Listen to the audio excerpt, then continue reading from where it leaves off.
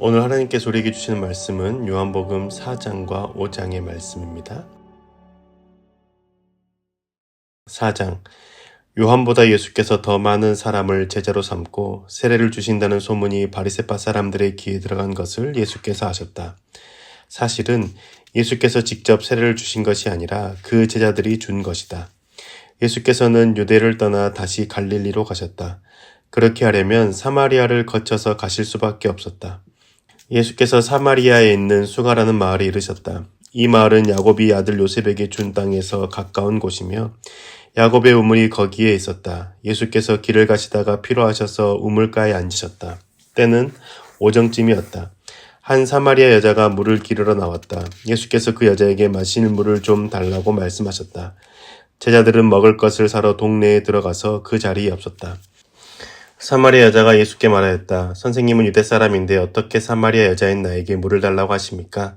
유대 사람은 사마리아 사람과 상종하지 않기 때문이다. 예수께서 그 여자에게 대답하셨다. 내가 하나님의 선물을 알고 또 너에게 물을 달라는 사람이 누구인지를 알았더라면 도리어 내가 그에게 청하였을 것이고 그는 너에게 생수를 주었을 것이다. 여자가 말하였다. 선생님, 선생님에게는 두레박도 없고 이 우물은 깊은데 선생님은 어디에서 생수를 구하신다는 말입니까? 선생님은 우리 조상 야곱보다 더 위대하신 분이라는 말입니까? 그는 우리에게 이 물을 주었고 그와 그 자녀들과 그 가축까지 다 이 우물의 물을 마셨습니다.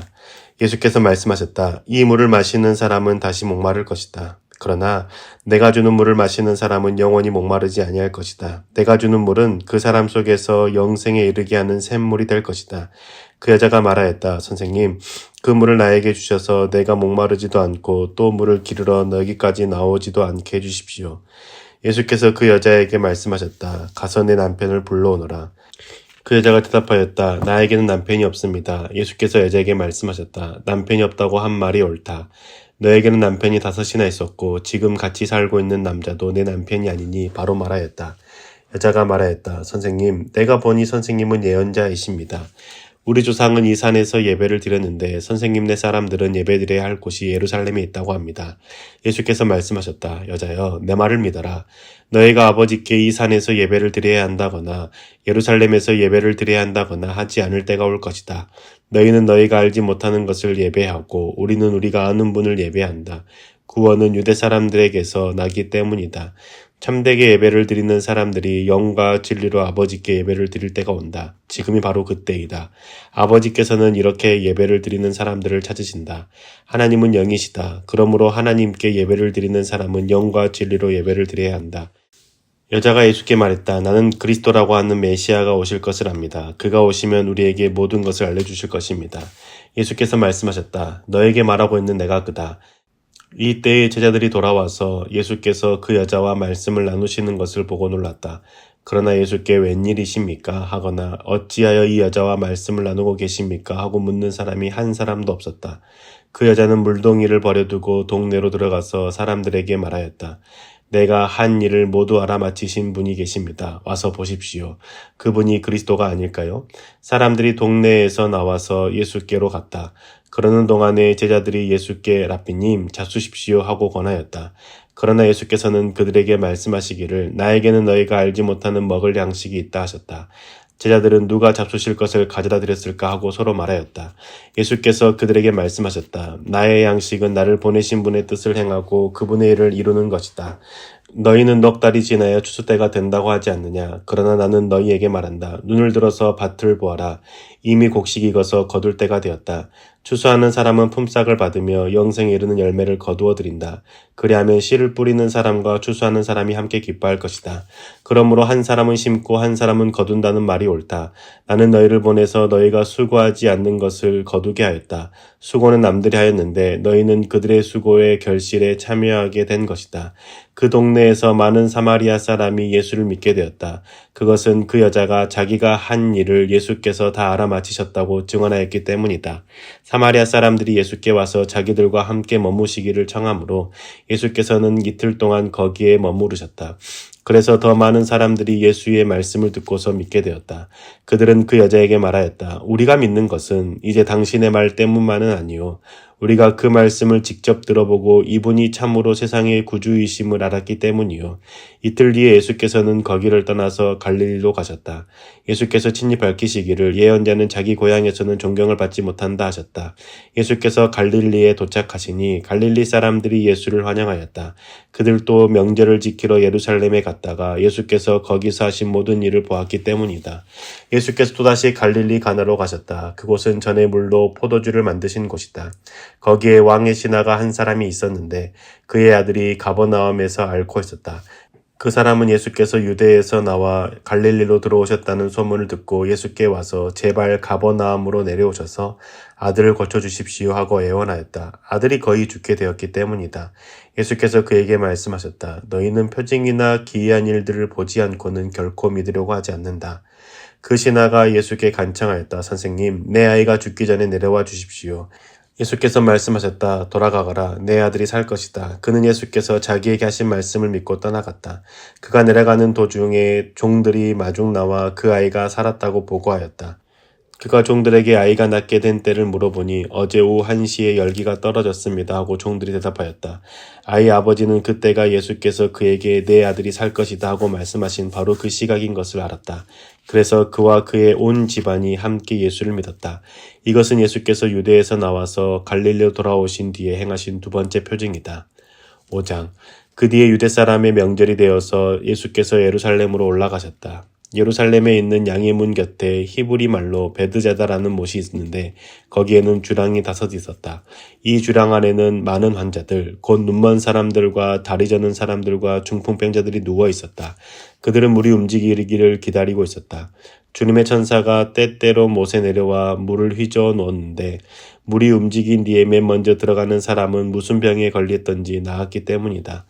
거기에는 38배가 된 병자 한 사람이 있었다. 예수께서 누워있는 그 사람을 보시고 또 이미 오랜 세월을 그렇게 보내고 있는 것을 아시고는 물으셨다. 낫고 싶으냐? 그의 병자가 대답하였다. 주님, 물이 움직일 때에 나를 들어서 못에다가 넣어주는 사람이 없습니다. 내가 가는 동안에 남들이 나보다 먼저 못에 들어갑니다. 예수께서 그에게 말씀하셨다. 일어나서 내 자리를 걷어가지고 걸어가거라. 그 사람은 곧 나아서 자리를 걷어가지고 걸어갔다. 그날은 안식일이었다. 그래서 유대 사람들은 병이 나은 사람에게 말하였다. 오늘은 안식일이니 자리를 들고 가는 것은 옳지 않소. 그 사람이 대답하였다. 나를 낫게 해주신 분이 나더러 내 자리를 걷어가지고 걸어가라 하셨소. 유대 사람들이 물었다. 그대에게 자리를 걷어가지고 걸어가라고 말한 사람이 누구요? 그런데 병 나은 사람은 자기를 고쳐주신 분이 누구인지를 알지 못하였다. 거기에는 많은 사람들이 많이 붐비었고 예수께서는 그곳을 빠져나가셨기 때문이다. 그 뒤에 예수께서 성전에서 그 사람을 만나서 말씀하셨다. 보아라, 내가 말끔히 나았다. 다시는 죄를 짓지 말아라. 그리하여 더 나쁜 일이 너에게 생기지 않도록 하여라. 그 사람은 가서 자기를 낫게 하여 주신 분이 예수라고 유대 사람들에게 말하였다. 그 일로 유대 사람들은 예수께서 안식일에 그러한 일을 하신다고 해서 그를 박해하였다. 그러나 예수께서는 그들에게 말씀하셨다. 내 아버지께서 이제까지 일하고 계시니 나도 일한다. 유대 사람들은 이 말씀 때문에 더욱더 예수를 죽이려고 하였다. 그것은 예수께서 안식일을 범하였을 뿐만 아니라 하나님을 자기 아버지라고 불러서 자기를 하나님과 동등한 위치에 놓으셨기 때문이다. 예수께서 그들에게 말씀하셨다. 내가 진정으로 너희에게 말한다. 아들은 아버지께서 하시는 것을 보는 대로 따라 할 뿐이요. 아무것도 마음대로 할 수 없다. 아버지께서 하시는 일은 무엇이든지 아들도 그대로 한다. 아버지께서는 아들을 사랑하셔서 하시는 일을 모두 아들에게 보여주시기 때문이다. 또한 이보다 더 큰 일들을 아들에게 보여주셔서 너희를 놀라게 하실 것이다. 아버지께서 죽은 사람들을 일으켜 살리시니 아들도 자기가 원하는 사람들을 살린다. 아버지께서는 아무도 심판하지 않으시고 심판하는 일을 모두 아들에게 맡기셨다. 그것은 모든 사람이 아버지를 공경하듯이 아들도 공경하게 하려는 것이다. 아들을 공경하지 않는 사람은 아들을 보내신 아버지도 공경하지 않는다. 내가 진정으로 너희에게 말한다. 내 말을 듣고 또 나를 보내신 분을 믿는 사람은 영원한 생명을 가지고 있고 심판을 받지 않는다. 그는 죽음에서 생명으로 옮겨갔다. 내가 진정으로 너희에게 말한다. 죽은 사람들이 하나님의 아들의 음성을 들을 때가 오는데 지금이 바로 그때이다. 그리고 그 음성을 듣는 사람들은 살 것이다. 그것은 아버지께서 자기 속에 생명을 가지고 계신 것과 같이 아들에게도 생명을 주셔서 그 속에 생명을 가지게 하여 주셨기 때문이다. 또 아버지께서는 아들에게 심판하는 권한을 주셨다. 그것은 아들이 인자이기 때문이다. 이 말에 놀라지 말아라. 무덤 속에 있는 사람들이 다 그의 음성을 들을 때가 온다. 선한 일을 한 사람들은 부활하여 생명을 얻고 악한 일을 한 사람들은 부활하여 심판을 받는다. 나는 아무것도 내 마음대로 할 수 없다. 나는 아버지께서 하라고 하시는 대로 심판한다. 내 심판은 올바르다. 그것은 내가 내 뜻대로 하려고 하지 않고 나를 보내신 분의 뜻대로 하려고 하기 때문이다. 내가 내 자신을 위하여 증언한다면 내 증언은 참되지 못하다. 나를 위하여 증언하여 주시는 분은 따로 있다. 나를 위하여 증언하시는 그 증언이 참되다는 것을 나는 안다. 너희가 요한에게 사람을 보냈을 때에 그는 이 진리를 증언하였다. 내가 이 말을 하는 것은 내가 사람의 증언이 필요해서가 아니다. 그것은 다만 너희로 하여금 구원을 얻게 하려는 것이다. 요한은 타오르면서 빛을 내는 등불이었다. 너희는 잠시 동안 그의 빛 속에서 즐거워하려 하였다. 그러나 나에게는 요한의 증언보다 더 큰 증언이 있다. 아버지께서 나에게 완성하라고 주신 일들, 곧 내가 지금 하고 있는 바로 그 일들이 아버지께서 나를 보내셨다는 것을 증언하여 준다. 또 나를 보내신 아버지께서 친히 나를 위하여 증언하여 주셨다. 너희는 그 음성을 들은 일도 없고 그 모습을 본 일도 없다. 또 그 말씀이 너희 속에 머물러 있지도 않다. 그것은 너희가 그분이 보내신 이를 믿지 않기 때문이다. 너희가 성경을 연구하는 것은 영원한 생명이 그 안에 있다고 생각하기 때문이다. 성경은 나에 대하여 증언하고 있다. 그런데 너희는 생명을 얻으러 나에게 오려고 하지 않는다. 나는 사람에게서 영광을 받지 않는다.